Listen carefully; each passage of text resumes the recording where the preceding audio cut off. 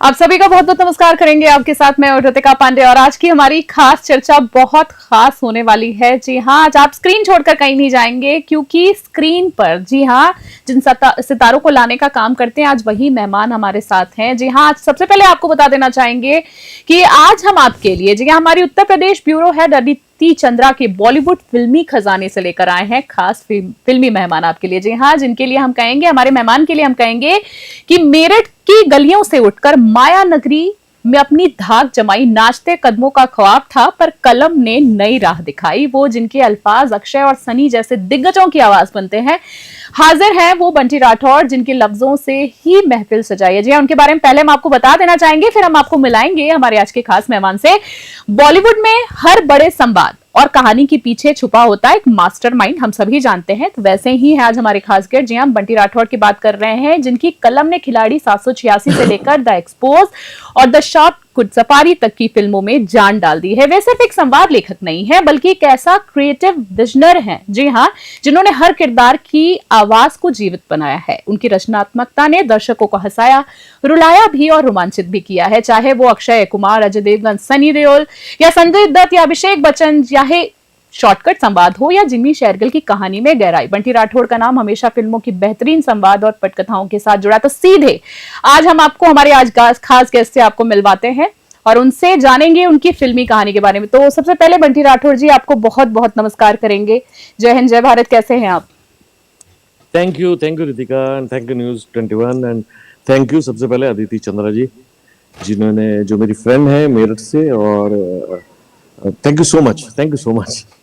Most welcome sir, warm welcome. सबसे पहले तो हम आपको करेंगे, आपकी फिल्में हम देखते हैं, आप मतलब जब हम लोग थोड़े से अपनी लाइफ में कहीं ना कहीं डिप्रेस होते हैं या सोचने चलिए परिवार के साथ थोड़ा समय बिताया जाए, तो आपकी मेहनत हम लोगों को बिठाती है आराम से और हम लोग उस चीज को एंजॉय करते हैं। तो सबसे पहले तो आपकी मेहनत को हम सैल्यूट करेंगे।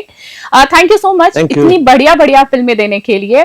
तो अगर मैं आपकी बात करूं बंटी सर, तो आपके लेखन में ना मेरठ की मिट्टी, वहां की बोली का गहरा प्रभाव हमेशा दिखता है। तो एक लेखक के लिए उसकी यादें, उसकी जड़ें ज्यादा मजबूत होती, पूंजी होती है, आपको क्या लगता है? कल्पना शक्ति ज्यादा बड़ी होती है या जड़ें ज्यादा मजबूत होती है? क्या बिना जड़ों के एक लेखक जो है ग्लोबल स्तर पर संवाद कर सकता है?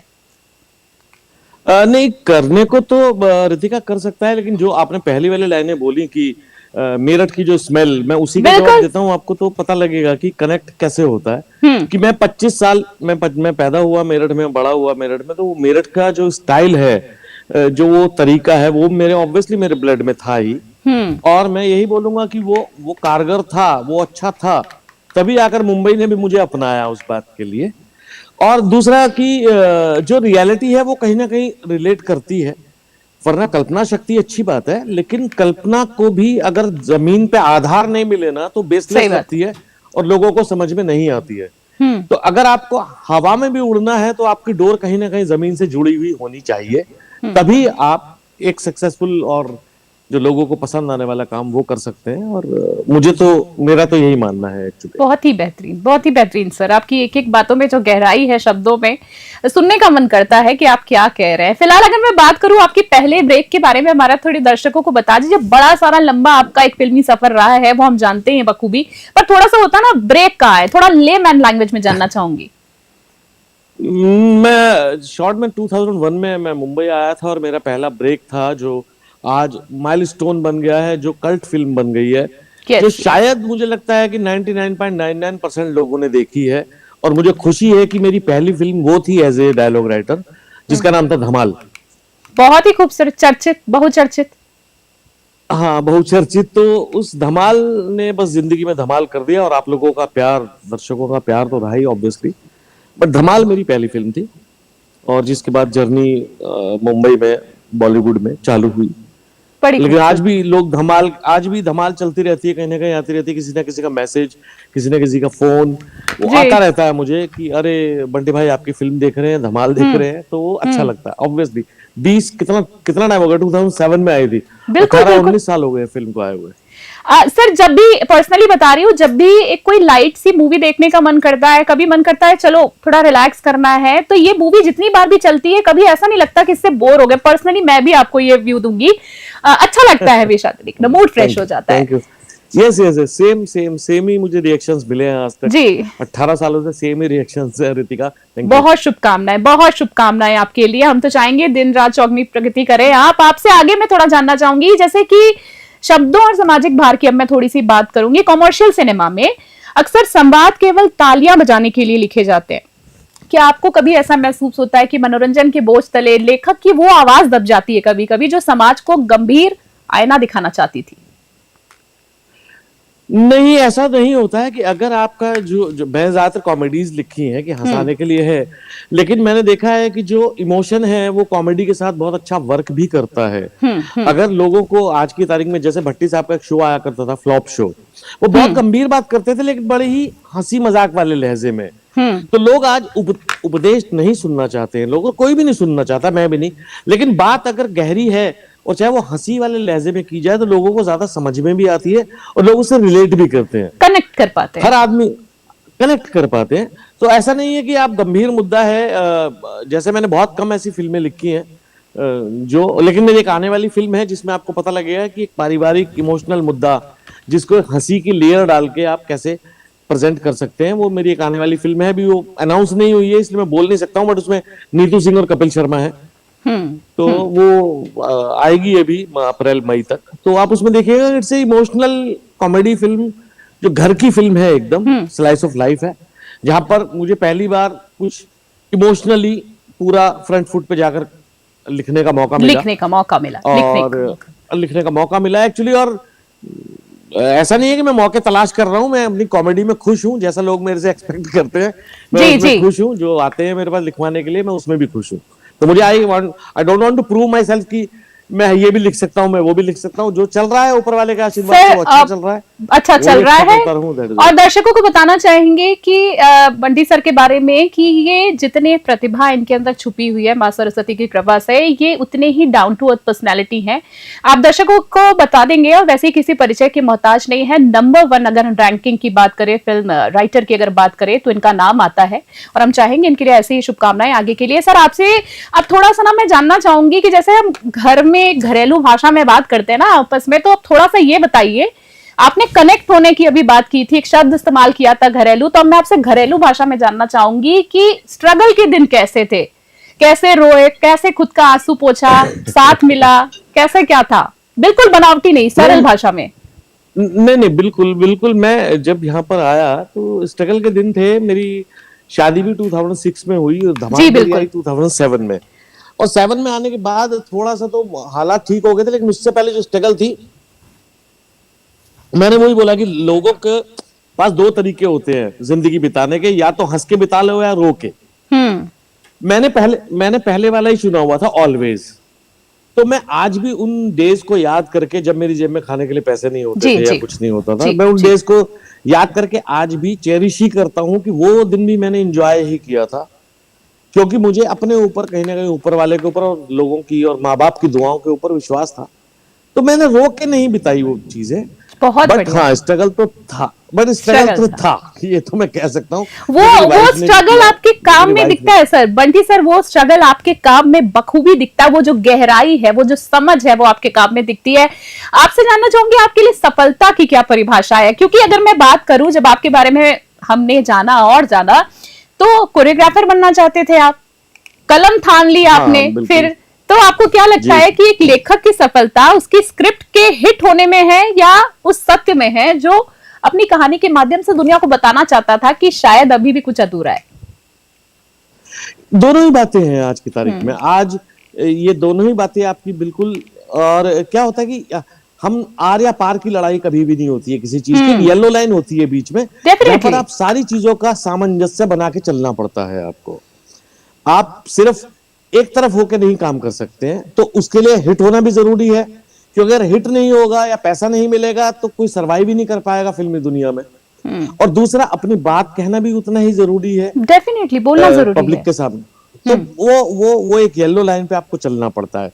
आप सिर्फ ए या सिर्फ बी से काम नहीं चलता है यहाँ पे, ए और बी के बीच की वो लाइन आपको पकड़नी पड़ती है। अपनी सूझबूझ से, अपने टैकलमेंट से, अपनी समझ से, अपनी क्रिएटिविटी से आपको समझना पड़ता है कि इसी लाइन पे चलना पड़ेगा और यही लाइन करेक्ट है। और आपने इससे पहले पूछा कि सफलता के क्या मायने हैं, एक तो ऑब्वियस सी बात है, जो प्रोड्यूसर पैसा लगाता है उसके लिए सफलता का मायने होता है कि भाई मेरी फिल्म चले, कम से कम मैंने जितना पैसा लगाया वो पैसा तो वापस मिले। ये बहुत ही सिंपल कैलकुलेशन है। दूसरा, मेरे लिए सफलता का मायना होता है कि अगर एक आदमी भी मेरी फिल्म देख के कहीं किसी चीज से रिलेट करके मुझे कहता है यार बंटी वो बात बहुत अच्छी लगी मुझे, एक आदमी भी कहता है, तो मेरे लिए सफलता का मायना वो होता है कि हाँ, चाहे कॉमेडी में जी जी, जैसे कि बंटी सर आपने बोला कि एक आदमी भी अगर उसमें कुछ बदलाव, अब मैं आपको बताना चाहूंगी, और वैसे भी आपको कॉम्प्लीमेंट्स बाय गॉड ग्रेस मिलते ही रहते होंगे, कि जब लोग थोड़ा सा भी उदास होते हैं तो आपकी पिक्चरों को देखते हैं, और मैंने बोला ना कि उनके अंदर एक पॉजिटिविटी डेवलप हो जाती है। ये बहुत बड़ा एक तरह से मैं आपको बोलूं पुण्य का काम है कि अगर कोई व्यक्ति परेशान हो रहा है तो आप भी अपना एक योगदान जिस तरीके से दे रहे हैं समाज में, ये बहुत ही सराहनीय मैं कहूंगी। जैसे कि बहुत जारी रखिए प्लीज बोलिए। एक बहुत पुराना शेर है, मुझे शायर का नाम तो नहीं पता, मुझे शेर के एग्जैक्ट वर्ड भी नहीं पता, लेकिन किसी ने बोला है कि यहां से मस्जिद काफी दूर है, चलो किसी रोते हुए बच्चे को हंसाया जाए। क्या बात है, बहुत तो ऐसा कोई शेर मुझे पूरा याद नहीं है, लेकिन इसका मतलब है कि आप एक धर्म है, एक मान्यता है, लेकिन अगर किसी रोते हुए बच्चे को हंसाते हैं तो ये भी सेम पुण्य का काम है, बिल्कुल जो बिल्कुल, आप ऊपर वाले की पूजा करने में लगाते हैं। हर व्यक्ति, बिल्कुल, बहुत ही खूबसूरत आप एक काम कर रहे हैं। हर व्यक्ति को ईश्वर ने उसका एक सोल पर्पस देके भेजा है, वो जो आप अपना सोल पर्पस पूरा कर रहे हैं बखूबी मैं कहूंगी। अब जैसे बंटी सर मैं बात करूं कि दौर ना बड़ा बदल रहा है, और दौर के साथ थोड़ा सा डर भी। मैं आगे क्या कहना चाहती हूँ मैं आपसे बताऊंगी, कि मैं ये जानना चाह रही थी, जैसे एआई आ गया है आजकल, एल्गोरिदम तय कर रहे हैं एआई आजकल, तो दर्शक क्या देखना चाहते हैं इस दौर में? इंसानी लेखक की मौलिकता यानी ओरिजिनलिटी को आप कैसे बचाए रखते हैं, क्योंकि आपके अंदर ओरिजिनलिटी है। क्या भविष्य में शब्दों में वो देसी गर्माहट बची रहेगी जो आपकी फिल्मों में हमेशा हमको देखने को मिलती है, आपकी फिल्मों में जान डालती है? जरूर बची रहेगी, क्योंकि आज भी गवाह है इस बात का कि फिल्में चाहे 100 बनती हैं उसमें से एक ही हिट होती है, क्योंकि वो कनेक्ट करती है। मैंने बोला एआई के ड्राइवर भी इंसान ही है ना एक्चुअली। एआई को भी अपनी ड्राइव बनाने के लिए जो इनपुट चाहिए वो कौन दे रहा है? जो इनपुट आप एआई के लिए डालते हैं, जो भी आप उसके अंदर डिस्क्रिप्शन डालते हैं कि आप यू वांट दिस, वो इनपुट भी देने वाला बंदा कम से कम इतना तो कनेक्ट करे ना आदमी से कि वो क्या ड्राइव दे रहा है, कि एआई उसको क्या क्रिएट करके देगा। तो क्रिएटिविटी तो कहीं ना कहीं इंसान के दिमाग की ही है। आज भी सबसे कॉस्टली चीज जो बिकती है पूरे वर्ल्ड में, वो बिकता है दिमाग। बिल्कुल वो आइडिया बिकता है। तो एआई को भी उस आइडिया की जरूरत तो हमेशा रहेगी, और वो तो इंसानी दिमाग ही बना सकता है ना। AI can't do on is own, actually on its own. तो वो तो हमें ड्राइव तो इंसानों को ही देनी पड़ेगी ना। कमांड अपने हाथ में है। कहने का मतलब है कमांड हमेशा एक व्यक्ति के हाथ में ही रहने वाली है, इंसान के हाथ में रहने वाली है। बिल्कुल सही कहा आपने। बात करूं जैसे कि कॉमेडी लिखना, सबसे ज्यादा कॉमेडी करना, कहते हैं ना सरल भाषा में बोले तो हंसना ही बहुत बड़ी बात होती है, तो कॉमेडी लिखना सबसे कठिन माना जाता है। तो क्या खिलाड़ी 786 या आपकी सुपरहिट फिल्म की अगर हम धमाल की बात करें, जैसे संवाद लिखते समय कभी ऐसा आपको डर लगा कि हंसाने की कोशिश में कहीं बात मतलब कोई छूट ना जाए? आप हास्य और फूहड़पन के बीच की बारीकी की रेखा को कैसे पहचानते हैं? नहीं, वो पता लगता है। देखिए, वो पता लगता है अपने आप, इट्स क्रिएटिवली आपको पता लगता है। वो जो आपने करेक्ट बोला, वो फूहड़पन पे नहीं जाके, क्योंकि वो राइटिंग से लेके प्रेजेंट करने से लेके एक्टिंग से लेके एडिट करने तक सब में वो फनी बोन होनी चाहिए कि आप कॉमेडी कर रहे हैं जी। क्योंकि इसलिए अच्छी कॉमेडी टफ पड़ता है। लेकिन वो पहचान में आता है। जैसे आज तो मेरे बच्चे बड़े हो गए हैं, कभी मैं कुछ लिखता हूँ उनको सुनाता हूँ। मेरा बेटा है 18 का हो गया है वत्सल, मेरी बेटी है कनक, तो उनको मैं सुनाता भी हूँ। कभी अपने लिखे हुए सीन जैसे घर पे लिखता हूँ बैठ के कि वत्सल सुन ये सीन सुन, तो उनको भी पता लग जाता है। जैसे उन लोगों ने मुझे स्ट्रिक्ट वार्निंग दे रखी है कि पापा डबल मीनिंग कुछ लिखना ही मत कभी। क्या बात है। मैंने कहा नहीं, मैंने आज तक नहीं, आपकी पिक्चरों में बहुत नहीं देखने को मिलता है ऐसा कुछ। हाँ, तो उन्होंने कहा डबल मीनिंग नहीं चाहिए पापा लाइफ में, बिल्कुल भी नहीं चाहिए। धमाल जैसी या मेरी ज्यादातर फिल्में फैमिली ओरिएंटेड ही हैं। बिल्कुल, डेफिनेटली, तभी दर्शक पसंद करते हैं। दर्शक पसंद करते हैं आपको। खिलाड़ी 786 या गोलमाल या ऑल द बेस्ट या धमाल या टोटल धमाल उसमें कोई भी ऐसा कुछ लिखने की कोई कोशिश नहीं ऐसे करते जो शब्द डबल मीनिंग हो, अराउंड द बेल्ट हो, जी जो फैमिली के बिलो द साथ ना बेल्ट हो, देखी कभी जा नहीं। सके, ऐसा कुछ नहीं। तभी आपकी करेक्ट, मूवी को प्यार हमेशा मिलता है। आप कहते हैं ना लोगों के दिलों पे, करेक्ट। इसलिए आप राज कर रहे हैं आज तक कि परिवार के साथ कभी भी टीवी चालू कर दो, मूवी आ रही कहीं से भी देखी जा सकती है। बंटी जी, ऐसे कहा राइट। जाता है कि लेखक अपने हर पात्र में ना खुद का एक अंश छोड़ देता है। भैया जी सुपरहिट की, अगर हम सुपरहिट की बात करें, या तेरा सुरूर का ऐसा कौन सा किरदार या संवाद है जो बंटी राठौड़ के व्यक्तित्व के उस हिस्से को दर्शाता है जैसे दुनिया कभी नहीं देख पाई हो? फिल्मों में नहीं, मैं ऐसा तो मेरे बीच का तो कुछ नहीं, बट वो फनी ही है जो था, तो कि जो मैंने लिखा है आज तक, क्योंकि मैं खुद एक फनी बोलने वाला आदमी हूँ बचपन से। मेरे घर में कुछ ना कुछ वही हर बात का एक अलग मतलब लेके, जो फनी मतलब जिसका हो वही है। लेकिन मैं भी ऐसा, जैसा आपने शुरुआत में बोला, मैं इतना इतना बंद आदमी नहीं हूँ, मैं ओपन ही हूँ। मैं जैसा दिखता हूँ वैसा ही लिखता हूँ एक्चुअली। बहुत ही खूबसूरत जी। तो बढ़िया। मेरे में ऐसा कुछ नहीं है कि मैंने कभी, मैं आई टोल्ड यू प्रीवियसली ना, कि मैंने ऐसा कुछ नहीं है कि मैंने कभी कुछ प्रूव करने के लिए कुछ किया है कि मैं ऐसा भी कर सकता हूँ वैसा। नहीं नहीं, मैं जैसा हूँ मैं वैसा ही लिखता हूँ। बहुत ही तो बढ़िया। ऐसा तो कुछ नहीं है कि जो मैंने अपने अंदर से कुछ छुपा के रखा होगा, जो है ऐसा कुछ भी नहीं है। वो फनी चीजें ये जो कॉमेडी की जो मेरे अंदर होती हैं, झलकती हैं। जिनको मैं पेपर पे उतार देता हूँ और आप लोगों को पसंद आती है। दर्शकों को जब बंटी जी ने ये बात करी दी है कि जैसे दिखते हैं वैसे ही लिखते हैं, बड़ी खूबसूरत इन्होंने गहरी बात की है। तो दर्शकों को एक बार बता देना चाहूंगी, जब मेरी और बंटी जी की बात हुई फोन पे, तो बंटी सर से मैं टाइम डिस्कस कर रही थी, हम आपस में कोऑर्डिनेशन कर रहे थे। तो बंटी सर ने, मैंने उनको बोला कि सर लाइव हम जा रहे हैं, तो ही सेड कि ठीक है रितिका, तो अगर लाइव जा रहे हैं तो एक काम करते हैं, थोड़ा नहा लेता हूँ, थोड़ा परफ्यूम वगैरह लगा लेता हूँ। तो मुझे इनकी बात इतनी प्यारी लगी, और एक मजाकिया लहजे में इन्होंने कहा, पर इनकी जो गहराई है, ये जो तालमेल है, ये देखकर मैं बहुत सुन के प्रभावित हुई थी। और वाकई में ये जैसा दिखते हैं वैसा लिखते हैं, और वास्तव में वैसे है। अब आगे मैं थोड़ा बातचीत को बढ़ाना चाहूंगी कि लेखक की विरासत, अब लेगेसी की मैं थोड़ी सी बात करूंगी।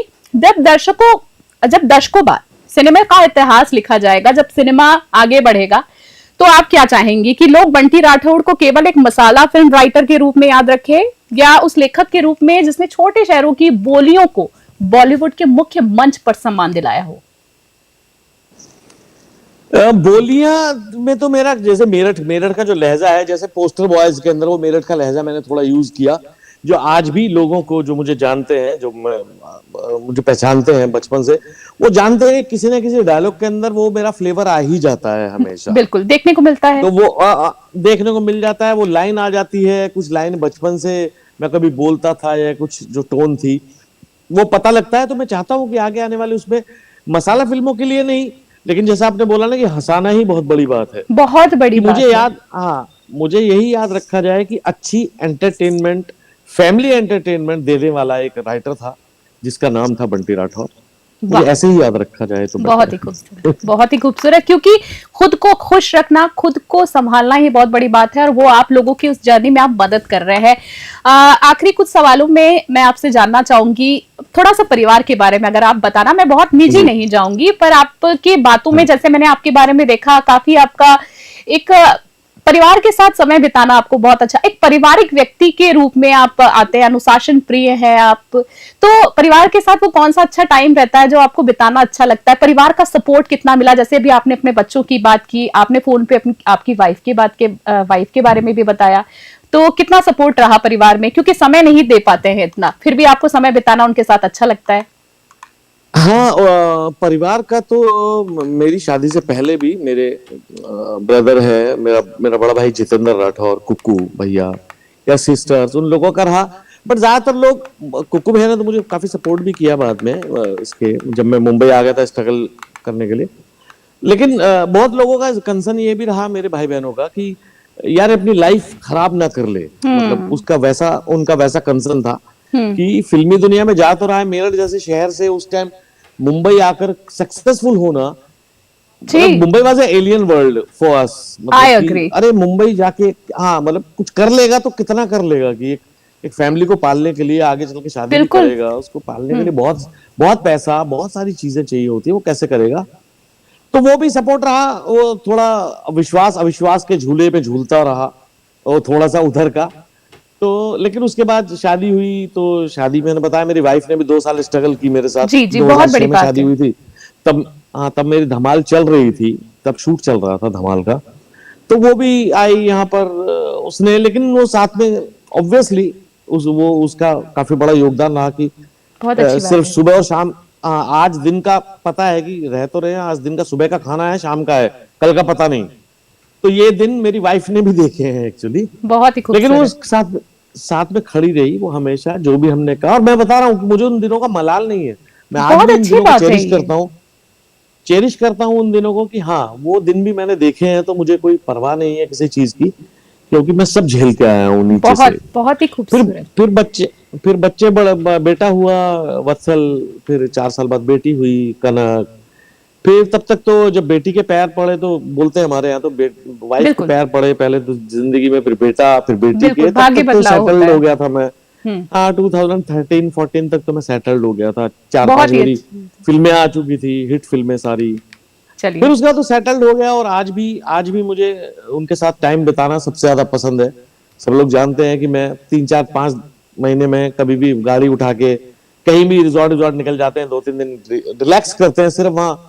मैं बच्चों का साथ रहता हूँ और कुछ नहीं करता, ना लैपटॉप खोलता हूँ ना कोई काम करता हूँ, चलिए। बस स्विमिंग पूल टेबल खेलना, ये वो सब वही रहता है। और चलिए। घर पे भी और परिवार के साथ घर पे भी मतलब हम लोग। समय जितना मिले आपके लिए कम होता है, हम कहने का मतलब आपकी जो सारांश अगर हम बातों का ये निकाले। सर, आखिरी 1-2 सवालों में मैं आपसे जानना चाहूंगी कि आने वाली फिल्मों के में कौन सा नया आपके जॉनर्स आप ट्राई करने वाले हैं, प्रोजेक्ट्स आपके आने वाले कौन से, अगर आप बताना चाहें तो। एक तो मेरी धमाल 4 अभी आएगी अप्रैल क्या मई बात में। है। धमाल 4 खत्म हो चुकी है फिल्म, उसके अंदर मैं भी दिखाई दूंगा आपको क्या एक बात छोटे है। से रोल में। तो न्यूज 21 के माध्यम से एक्सक्लूसिव आपको हम ये बताना चाहते हैं कि धमाल 4 आपकी जो फेवरेट मूवी है आने वाली है। सर, आगे जारी रखिए। हाँ, और इसके अलावा एक और फिल्म है जो भी अनाउंस नहीं है, लेकिन मैंने आपको बताया नीतू सिंह जी है उसमें, कपिल जी शर्मा जी। है। तो वो ये दोनों फिल्में कंप्लीट हैं, जो अप्रैल मई में आप लोग देख लेंगे। पोस्ट प्रोडक्शन का काम चल रहा है इनका। ठीक है। इसके अलावा इसके अलावा 2-3 फिल्मों पे काम चल रहा है एक्चुअली, ये भी लिखने का। हम्म। तो उनका ना तो भी टाइटल फाइनल है, और ना बहुत सारी चीजें भी फाइनल होने में टाइम लगता है। तो चलिए। अभी फिलहाल अगले साल के लिए इस साल की तरफ से 2 सौगात हैं, एक तो धमाल 4 बहुत एंड द अच्छी बात सेकंड है। One that movie. हम्म। और बाकी होगा तो टाइम टाइम पे, क्योंकि मैं ऐसा कोई काम करता नहीं हूँ जो छिपा के रखा जाएगा, वो सामने लाना पड़ेगा। बहुत बढ़िया। तो चलिए। तो ये वो तो तो ये आपको पता बहुत ही लग अच्छी जाएगा। खुशखबरी आपने न्यू ईयर पे हमारे चैनल के माध्यम से एक्सक्लूसिवली दे ही दिया है। बंटी राठौड़ सर, क्वेश्चंस तो बहुत सारे मन में, मतलब क्वेश्चंस नहीं कहूंगी, सवाल जवाब एक होता है ना, जब मिलते हैं तो बातचीत करने का सिलसिला सोचते हैं शुरू रुके ही ना। पर अब मैं जो आपसे लेकर आई हूँ क्विज क्वेश्चंस लेकर आई हूँ, यानी आपको सिर्फ एक शब्दों में, कम चंद शब्दों में फटाफट जवाब देने हैं। ज्यादा लंबा नहीं चाहूंगी, शॉर्ट में आपसे चाहूंगी। सबसे पहले आपसे जानना चाहूंगी माँ पिताजी की सबसे अच्छी सीख जो आज तक आपके जहन में हो। कि जब ऊंचाई पे चढ़ रहा होगा ना, मेरे फादर ने बोला था, जब ऊंचाई पे चढ़ रहा होगा तो बहुत सारे लोग मिलेंगे जिनको तो पीछे छोड़ते हुए आगे जाएगा। ठीक तो उन है। सबको दोस्त बना के रखना, ताकि ऊपर जाके जब वो गिरे नीचे तो वो रोकने के लिए सब लोग खड़े हों तेरे साथ, बहुत ही खूबसूरत, तुझे गाली बहुत ही न दे। खूबसूरत, बहुत ही खूबसूरत। आपकी फेवरेट, आपके खुद के फेवरेट मूवी राइटर कौन है? नाम सिर्फ। मेरे खुद मूवी राइटर नहीं, डायरेक्टर है राजकुमार हिरानी। ठीक है। किसी असफल फिल्म से सबसे बड़ी क्या सीख मिली? जल्दीबाजी नहीं करना। ठीक है। इस क्षेत्र के अंदर जो बच्चे आना चाहते हैं, जो एक्टर एक्ट्रेसेस आना चाहते हैं या आपकी फील्ड में आना चाहते हैं, उनको 3 कोई राय देना चाहे कम शब्दों में। अपने आप को पहचानो। सेकंड, अपने आप से झूठ मत बोलो। थर्ड थिंग, अपने और पेशेंस रखो, बस। ठीक है। बचपन की सबसे प्यारी याद? हम 8 भाई बहन एक घर में रहा करते थे, वो मजा आता था यार। वो मिस करता हूँ। वो समय नहीं आ पाता सर, वो यादें रह जाती हैं बस। बहुत ही खूबसूरत। बस वो याद ही है, यादें रह जाती है। बचपन की आपसे अगर बचपन का बंटी राठौड़ अगर आपके सामने, वो छोटा बंटी राठौड़ आपके सामने आके खड़ा हो जाए, तो आप उससे क्या कहना चाहेंगे? मैं उसे ये कहना चाहूंगा कि फिल्म में तो तू बहुत देखता है, लेकिन थोड़ा सा ना अपने रिश्तों पे भी और ध्यान देता। ठीक है। इसको मलाल माने हम? नहीं, मलाल नहीं, और बेटर कर सकते थे। मलाल नहीं है मुझे, मेरी यादें बहुत अच्छी हैं, मेरे रिलेशंस बहुत अच्छे रहे आज तक, बट मैं थोड़ा और कर सकता था। कर सकते थे। बहुत ही खूबसूरत सोच है ये तो। कोई ऐसा सपना जो अभी आप पूरा करना चाहते हो, उसे जीना चाहते हो? नहीं। ठीक है। बचपन का सबसे पसंदीदा खेल आपका? पतंगबाजी। ठीक है। परिवार के साथ सबसे अच्छा समय कौन सा लगता है? परिवार के सॉरी मैं आई डिड हियर। परिवार के साथ सबसे अच्छा समय कौन सा लगता है बिताना? जब मैं इन लोगों के साथ बाहर घूमने के लिए जाता हूँ, ड्राइव पे जाते हैं, रोड पे जा रहे होते हैं, तब बड़ा मजा आता है। आप खेल के बारे में कुछ कह रहे थे कि पतंग उड़ाने वाली बात वो चूक गई थी, बताइए ना। हाँ, पतंग उड़ाना तो मुझे आज भी पसंद है। अभी लास्ट ईयर आई थिंक 2024 के में या 3 में आई थिंक। ठीक है। मैं सिर्फ पतंग उड़ाने के लिए एक दिन के लिए मेरठ गया था, क्योंकि बॉम्बे में उड़ती नहीं है पतंगे। उड़ती नहीं है, बिल्कुल बिल्कुल बिल्कुल।